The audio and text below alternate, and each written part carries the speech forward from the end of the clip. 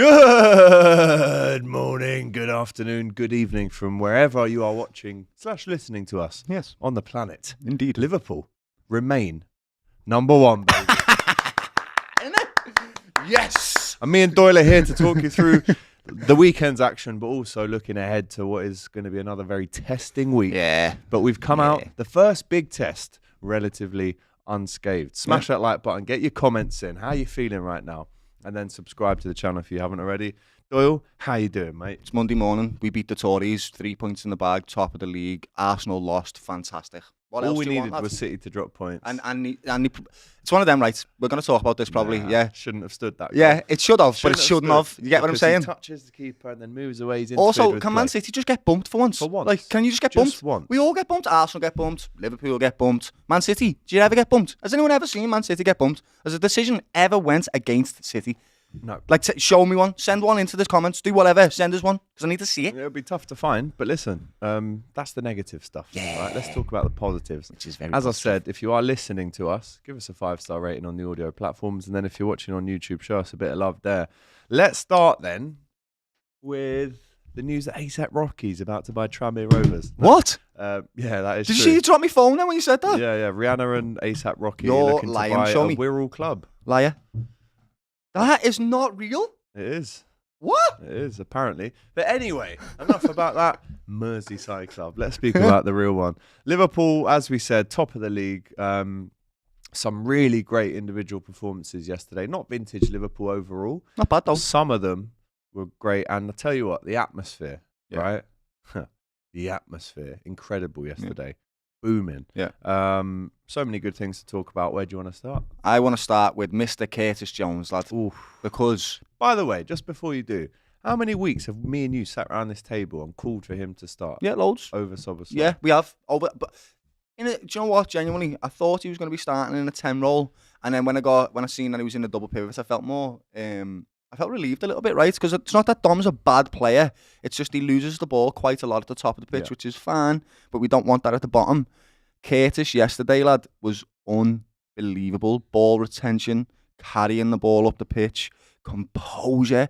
Every decision he made was right on the money, lad. He waited and waited and waited. He never was rushed into the decision, and that's what you want in a double pivot. When you look at Macher and you look at Ryan, the reason why they're so good in these positions is because they have a great map of the pitch. And so what Curtis showed yesterday was great intelligence, lad, because he knew exactly where everybody was because he kept scanning, constantly scanning. It was boss, lad. Genuinely. I feel like we've got another new signing, lad. We know he's good, we do. But that yesterday, in my opinion, is his best performance in a Liverpool top. It is, in my opinion. He's definitely in the top few because I remember he scored 2 away at Leicester. Yeah, decent. After they were singing F the Scousers and all this. So it's up there. He was the maestro yesterday. He won 2 penalties. He was pulling the strings, lad. You know, got the winning goal. He's obviously a new dad as well. He had his little girl last week. So holding Cole Palmer like this, lad. Yeah, son Cole Palmer. Yeah, ghosted. Yeah, defrosted, mate. Do you know what? There was a sausage right outside Anfield before the game in a Chelsea shirt, going up to people in the Kop, going like this, having it filmed as well.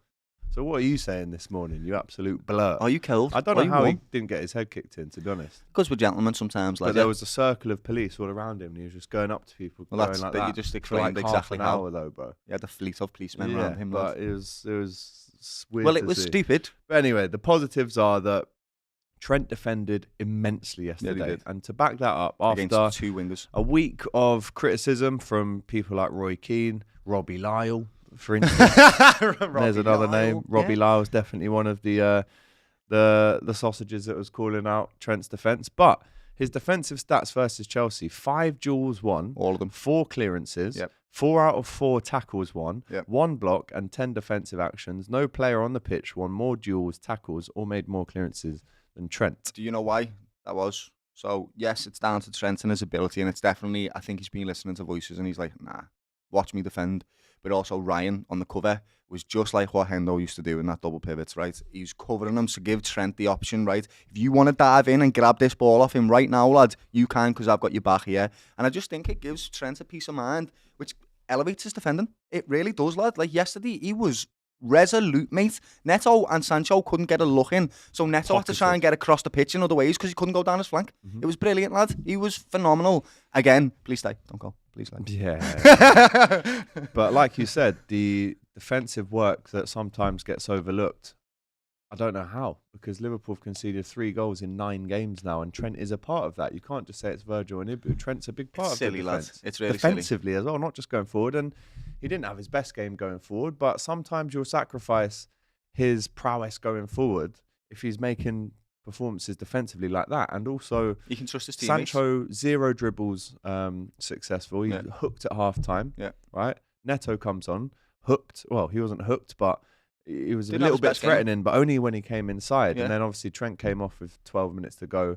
And the timing of the substitutions yesterday, I've got to hail up Arne Slot, because a lot of times under Klopp we'd wait too long, or maybe we'd make the wrong sub and it impacts the game negatively. But yesterday, 78 minutes, right, just when we needed it, you bring on Joe Gomez, who absolutely did brilliantly and is still our longest serving player. I love Joe Gomez as well. So I'm buzzing for him that he came on, got his minutes and obviously shut them out. Shout out to Nunes as well, right? Brilliant. Who didn't expect to come on that early. Obviously, Jota, went down. So, he have we had any updates on him, by the way? Any updates? No updates as of yet. Because he's scary. When he goes off the pitch, you're worried about him, lads. Yeah. That's a scary thing. So like I was at the Brentford game last year when he was having a decent game and someone landed on him. Yeah. Right? He was out for weeks. Someone landed on him again. Lads. After what was, I think, a red card. And I know Arsenal fans are going to feel a grievance with this, and they should do, because I don't think someone minds if your player gets sent off, but then someone else on another team does something that gets them sent off. Then you go, consistency. Fair enough. It's always about consistency. If Saliba wasn't given a red card and he was given a yellow. Anderson as well for Fulham. Agreed. Yeah, definitely. And even less so, lad. Anderson just tapped him on the shoulder, lad. He grabbed Jota, lad, and bodied him. So I think if Saliba doesn't get a red card there, Anderson doesn't get a red card, they both get yellows, you go Sam, Tosin, consistency, gets a yellow, all good. But the fact that them two have got red cards and it's, a title contender in Liverpool and it's a big decision that can go our way and it doesn't, it's just leading to so many questions that don't need to be there, lad. Like, what are the answers for these? I need to know why Tosin hasn't been sent off when Saliba and Anderson have. Like, what's the difference between the two situations? I'd love to hear referee squirm his way and stick up for his mates with this crap, lad, because honestly, it's a red card, mate. It should have been a red card. If Saliba's is, so is that, because it was almost a carbon copy. It was almost, yeah. And I honestly think it was a little bit worse because Tosin really, he grabs hold of Jota, lad. And then he proper lands on top of his chest or in his ribs, and you could see Jota who's feeling. As soon as you see a player start to feel pain here, you go. When they don't squirm, they actually go, oh. Yeah, because it's not like an immediate thing where you, like I've broken a rib before, and it's not necessarily immediately. It's 10 minutes after, because he did try and play on for 10 minutes, and then you go, oh, something's not right here. It's not right, that. Yeah, it's not right. It's late. He didn't break his rib, by the way, playing number 9 for Liverpool. He broke his ribs slipping, jumping into a pool, right? No, in the sea. Yeah, into the sea. Yeah. So no, own fault. Right? My own fault. I'm not blaming anyone apart from the alcohol. Red card to the sea. But if you look at the screenshots of where the contact's made, he actually starts grabbing him in his own half. Yeah. Right, and then I think the only saving grace is maybe that they thought that Colwell was going to cover, but the screenshot, Colwell's 5 yards behind that, right? And if Jota goes through, no one's catching him. Jota's just got one touch to get through on goal there. Yeah, and I don't think Colwell would have caught him. He's cut across. Well, even if the ball just carried on running, Jota chases. He's still ahead. He is the last man. He's the man. He's the last man. So if Tosin does not grab him, he's through on goal. That's it. End of. Red card. Do you it. think that 10 years ago, there's just no doubt about that? The red card comes out, everyone's happy with the decision. I don't know, mate. I can't tell you, right? Genuinely, that used to happen in the Premier League. I know the rules have changed. They change and it'd be every an instant 6 red. months. And it's just no questions asked. Last man. Yeah. And then some of the Chelsea players were saying, oh, Colwell was there. But if you look at the screenshots of where the contact was made, it's a red card. And it's really unlucky for Jota because he gets these really...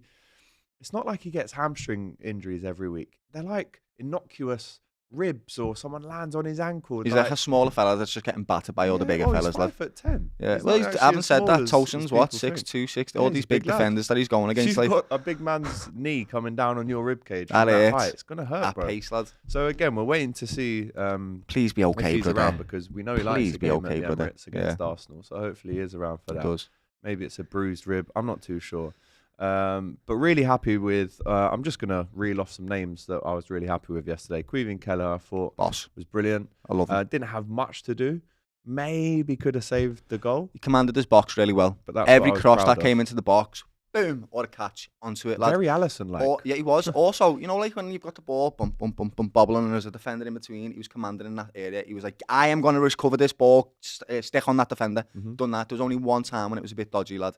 Otherwise, commands his box really well. Love Kelly. Best second choice goalkeeper. Definitely a first choice 100%. in some other team. He was great. Trent was great defensively. Robbo got cooked a couple of times by Madueke, but not to the level that, you know. I think Robbo grew into the game exceptionally well. First 2 dribbles, Nonny had him, and then after that he clocked, you're going to the byline every time, I'm going to get you there, and that's why Nonny got hooked off in the end, because he couldn't get past Robbo anymore. Didn't have that energy to do it because he was experienced. But lads, he's one of the best defenders in the world. He is. Oh, he's performing better than Van Dijk, and people think, including us, and he is. Van Dijk's the best in the world. Yeah. I had to do a combined 11 yesterday for another sports broadcaster, I'll say, which is going to come out before. Which one, the for Arsenal Arsenal? game. Yeah. And I had in my combined 11 all of Liverpool's back 5. Yeah. Because they've been there and done it. They've won the trophies. Yeah. But individually, would I rather have Konate over Gabriel? Yes. And would I rather have Virgil over Saliba? Virgil over Saliba? Yeah. Just yes. Yeah. That is what it is. Yeah. And we'll speak more about Arsenal. But Robbo grew into it. Centre backs were imperious as always. Ryan wasn't his best game, but he still did the dirty work, covered the ground. Yeah. You know, maybe did the thing that 7.5 people don't want to do, but a solid performance again. Curtis Jones, man of the match. Yep. Gets 2 penalties, Phenomenal. wins 2 penalties and scores the winner. Phenomenal. Who else started in midfield for us yesterday? It was Maka, Dom, and Ryan. Maka came on, didn't he? Yeah, Maka came out at the end. Dom, Ryan, Ryan, and Curtis. So Dom, the legs are fantastic. I think you can never doubt him. You can always rely on him to get through a 90 minutes. Like there was a couple of periods yesterday where we're under the cosh a little bit going into the last 10 minutes, thinking, do you bring on an Endo? Do you just shore it up a little bit? But he just runs and runs and runs and runs. He's a false 10. That's what he is. He's an 8 in a 10's role, and his recovery is exceptional. There's no doubt about his work rate, his pace, his ability to see situations to recover the ball back. It's there, and that's why he's starting, because the rest of his game at the moment is lacking, and we know that. But he offers so much value in that recovery position that we're like, cool. If you can win the ball high up, if you can come back and recover, you're doing a job for us. And I do agree, that's the best thing about him, what you just said there, you know. And it's interesting. You can rely on him for 90 minutes. Yeah, and it's interesting to see him and Curtis in the same team when a lot of people thought Curtis would go into his 8/10 role. So there are no more 10s. 10 doesn't exist, lad. That's why Carvalho's gone. Cody Gakpo started the game. Didn't really. He wasn't bad. None of them were bad. Yeah, I get what you're saying. Bad, but he didn't really turn up trees. And then through the middle, Jota obviously came off. And big up to Darwin Núñez for the absolute energy, nutty determination that man has. Do you know what he's brilliant at? Honestly, I think he needs to get more props for this. He stands right in the middle of the pitch and he's a great pivot at the top, right? Yeah, great presser, without a doubt. And he's good at pressing at the back as well. He wins so many recovery balls himself. He was brilliant yesterday. Honestly. And some of the passes he was playing. For example, the one to Dom. Mate, Dom, you should have been slotting that. Anyway, at the top of the pitch, he has this great pivot for Salah and the left winger, either whether it's Diaz or Gakpo. He's always got that flick on. Similar to the goal that he scored himself against Bournemouth. He's always seems to be there just to get the ball. That's improved this season because he wasn't doing that last year. Spot on, lad. And I've seen him doing that so much yesterday, wherever he was on the pitch. And he just brought an energy that Jota didn't have to that game. And I actually think he was the right player. He probably should have started against Chelsea, because them defenders for them. I mean, some of the passing out from the back, Sanchez is... I'll be honest, he's not a good goalkeeper. But he's not. No, he's not. I said Kelly's better than him. I said Kelly's better than him. But having said that, Sanchez's long balls are decent, you know. He did one unreal long ball. I was like, but his short balls, crap. Rubbish. Crap. See the one with Gakpo when he nearly got it, lad? I was like, whoa. Yes. Honestly, it was risky. I'd done a stream yesterday. And just the second before he did that, I said the reason why Chelsea are going to lose today is not because they're not a good team, it's because they make individuals mistakes, and it happens too often at the back. And Sanchez did that, Tosin did that, Colwell gave a penalty. It was riddled with mistakes for them, man. Yeah, Kelly's better though. Well. Kelly's better than Sanchez. They weren't. Of course he is. It's not even up for debate, to be honest with you. Cole Palmer had a very quiet game, got ghosted, had a shot that went over the bar in the first half. You could look at Lavia's performance, which I think he was good in the first half. He was. Caicedo was good as well. Caicedo was good. I mean, Reece James, Poor. right, hooked at half time. Poor, really poor. No, not hooked at half time, not hooked quick enough, lad, because he was at fault for the second goal. Because he's just not Matt Fitz. Everyone knows his ability, he's got ability, but you can see when a player's not playing, he's not scanning enough, he's not looking around, he's not aware of his surroundings. Curtis Jones had a run on him for ages, mate, and he didn't clock him. He tried to play him offside from 4 yards away. Like, what are you doing, mate? So he needs to get some match fitness in, mate. Yeah, and obviously we've all agreed, and the Kop TV fan cams last night agreed that Curtis Jones was the man of the match. Absolutely. But another game goes by where he doesn't have the best game, but he gets a goal and an assist. Mo Salah. Right, I'm going to read out a stat that's pretty scary, right? The dizzying heights that Mo Salah has reached right now. Without us even noticing, lad. Without us even noticing, right? So he is now on level terms when it comes to assists with Thierry Henry. And if he scores 14 more goals, he's overtaken Thierry Henry. And that's going to happen this season. Yeah. With the way he's going this season. We need to put respect on his name, not just for the goal scoring ability. More. He's played 13 games more in the Prem than Thierry Henry. Mohamed Salah's passing is just as good as Trent's in lots of ways. His variety of passing is so overlooked, it's unbelievable. He's got one of the best outside of the boot passes. It's incredible. And then he's always got an eye for the right pass as well. That's why him and Nunes have such a great little partnership, right? I don't think it gets spoke about enough how much he really is a playmaker now in his latter years of his career. 27, 28, 26. He was scoring all the goals, running up and down the wing. Now he's took a little bit of a step back in the role, but he's creating so many chances. He's phenomenal, lad. Like, genuinely, he's a world-class footballer, even at the age of 32. He's phenomenal. He's just mind-blowing, incredible every time. So he gets the assist for Curtis, which makes it 3,000 total wins in Liverpool's history now. Mad. 3,000 total wins. And since 2015, Chelsea have got 2 Premier League wins versus Liverpool, so 9 years. Liverpool have had 2 managers in that time. So Chelsea have had 9 managers in that time. Whoa. In the last 9 years. So manager a season on average, effectively. So 7 games in a row now, isn't it, that we've beat them? Or they haven't beat us? Yeah. So listen, I'm over the moon with how Liverpool saw the game out. There was a stat that came up at half time that said once Liverpool go ahead, I think they haven't lost in 144 since games. 1999 or something it was. Like when they go ahead at half time, especially at Anfield. So yes, it was a poor start to the second half. Obviously Jackson scores, which I think Konate, if he just stepped up a tiny bit more, he would have played him off. But then it was 76 seconds after that, Curtis Jones gets the goal. So it's the team that we have. From Liverpool. It's so professional, lad. It's so it almost reminds me of what City do in terms of management with the game. They turn the levels up when they need to, and not otherwise. They manage the game well. If you want us to win 1-0, we'll win 1-0, and we'll just pass it round, and you'll be sad and you'll be frustrated. But if you score, we're going to turn the gears up again. Honestly, it's the most balanced Liverpool team I've seen over the last 10 years. That sounds mad, doesn't it? How mad's that? Because Klopp's teams weren't balanced, lad. We just went out of our way to pummel teams, lad, and beat them 4-0, 3-0, whatever. This one's happy to win 1-0, and they're okay to control the game because the players that they've got are so comfortable on the ball. It's wonderful. Like, this is the most professional Liverpool team. Was there really a period in the last 5-10 minutes where you thought we're going to concede here? Not that we were going to concede. I was worried about the chances that they were creating, but the resoluteness in that box, mate. I can't remember a proper clear chance that they had. Like, a proper one. A proper chance. I'd say the Cole Palmer one that went over the bar in the first half. That's not a split second, though. Like, you've got a shot on goal, but it's not like an out-and-out open. Yeah, that's a Cole Palmer that you expect to score because he's world-class. But if it got forced to another player, you don't really expect that from him. Do you get what I mean? If that forced to Lavia, you don't expect him to whip that top corner, lad, from that angle. Yeah. I genuinely think our defending is exceptional at the moment, and it's down to the double pivot. It really is. It's definitely the centre-backs, but the double pivot. Yeah, and it seems like whatever player slots in, they can work with. There's no longer do we work with number 10s or number 6s, lad. The team is a completely dynamic beast now, lad. It's completely different. It's beautiful. So as I said, the atmosphere electric at Anfield yesterday. The big test was passed. The toughest test yet has been completed now.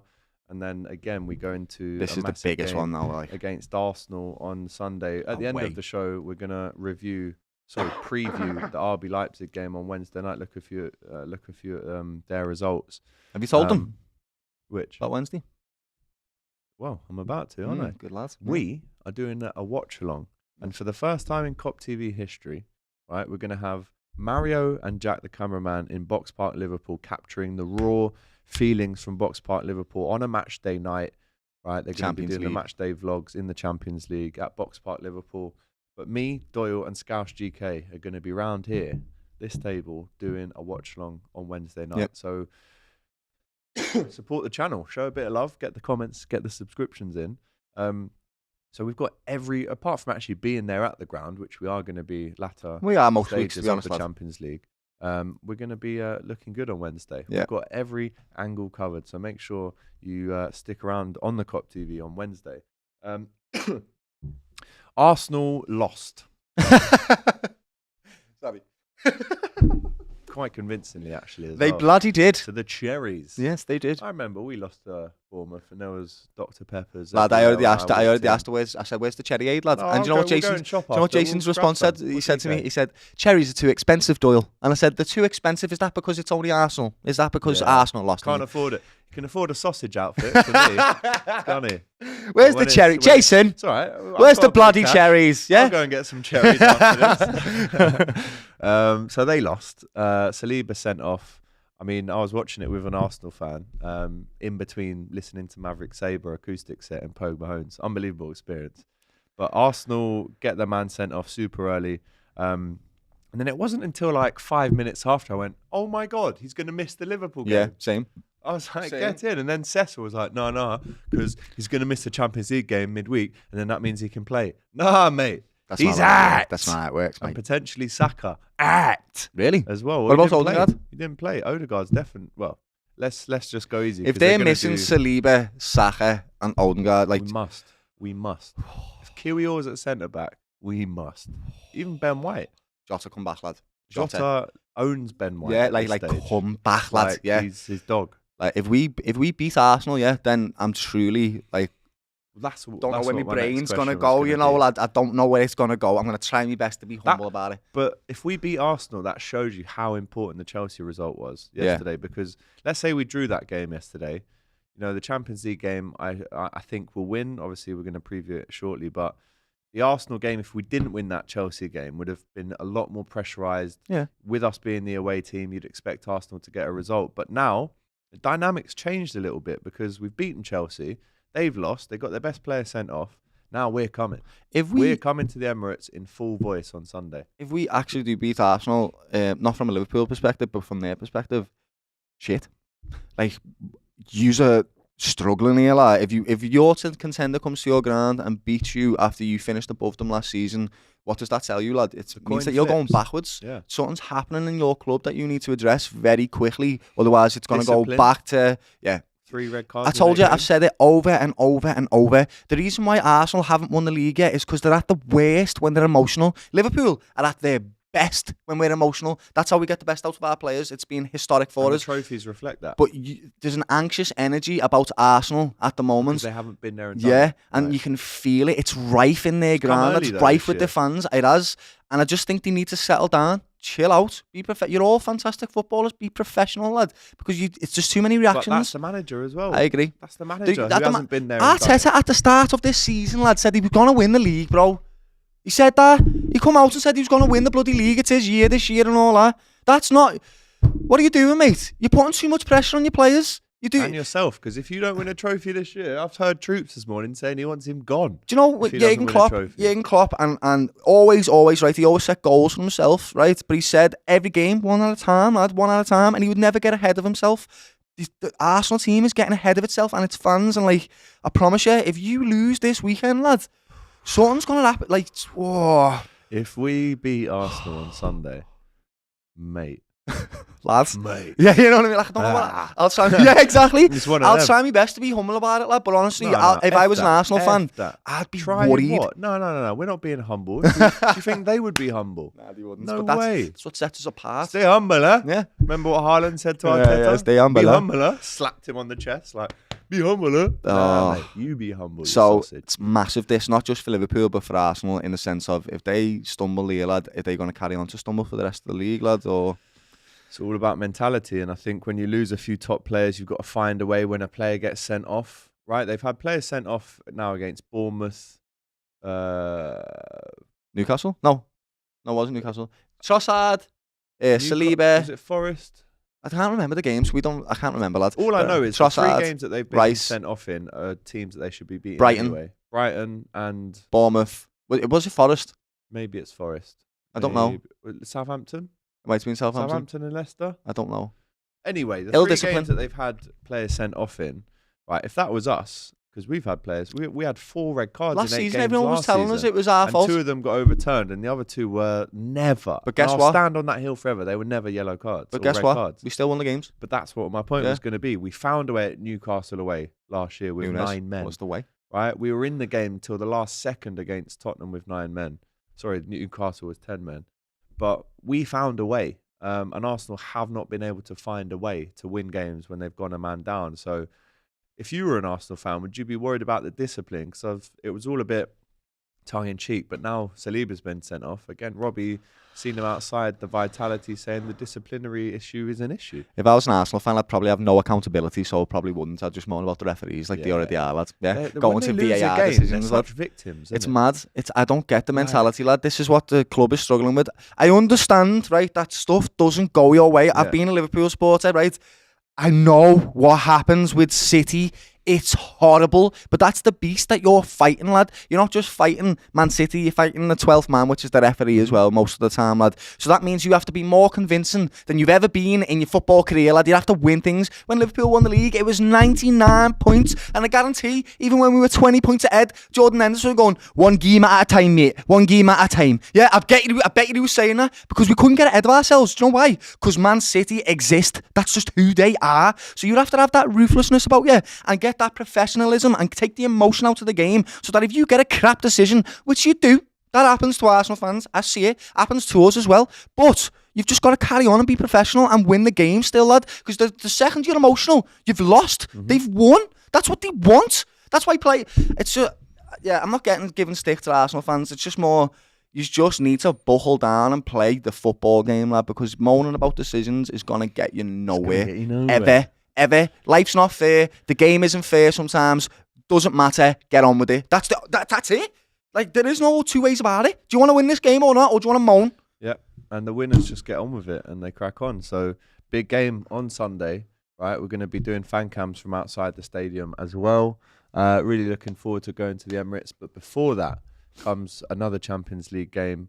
I mean, we're going to be doing loads of previews this week with Robbie, Cecil, and, I'll be on AFTV, I'm sure. Games outside our ears. I actually did a chicken shop debate last week with Bavs. Yeah. That will be out on AFTV. I'm not going to spoil what happened, but it's a funny one, right?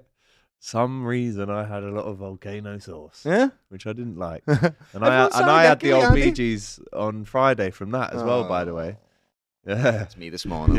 With the spicy chicken wings. So if you're wondering why aren't they talking more about Arsenal, don't worry. Come Thursday, Friday, we've got loads of content coming out.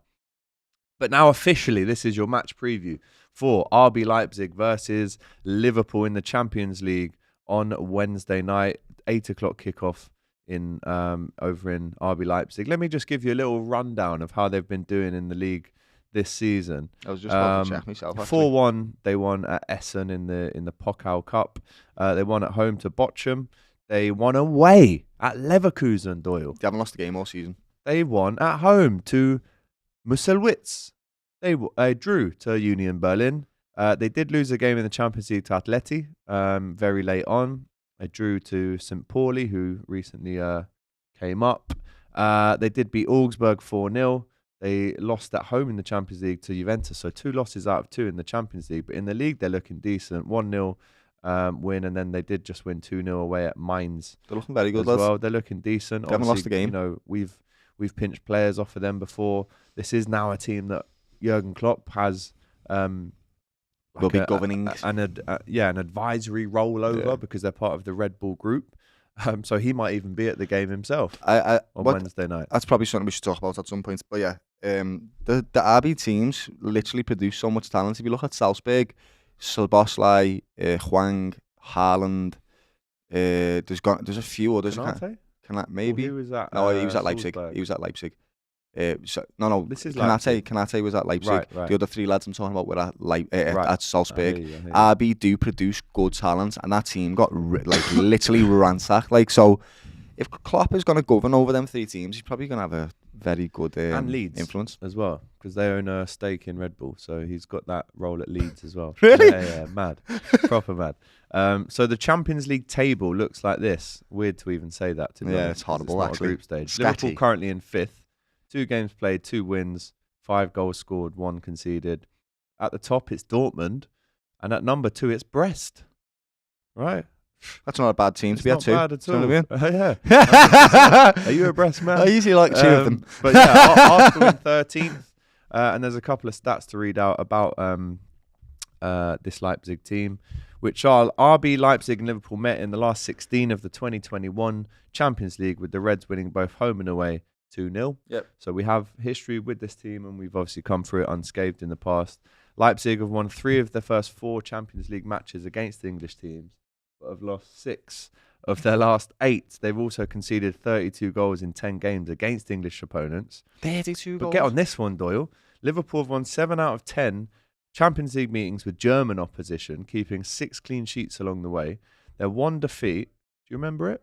I'm going to test your knowledge here. The one against defeat Germans in the away leg of the Champions League quarterfinal 2002. Oh, lad, I ain't getting that. It was by Leverkusen under Gerard Houllier. Is when Michael Ballack was, one of the best midfielders in the world. I remember the game. Is that when did they get to the final that year?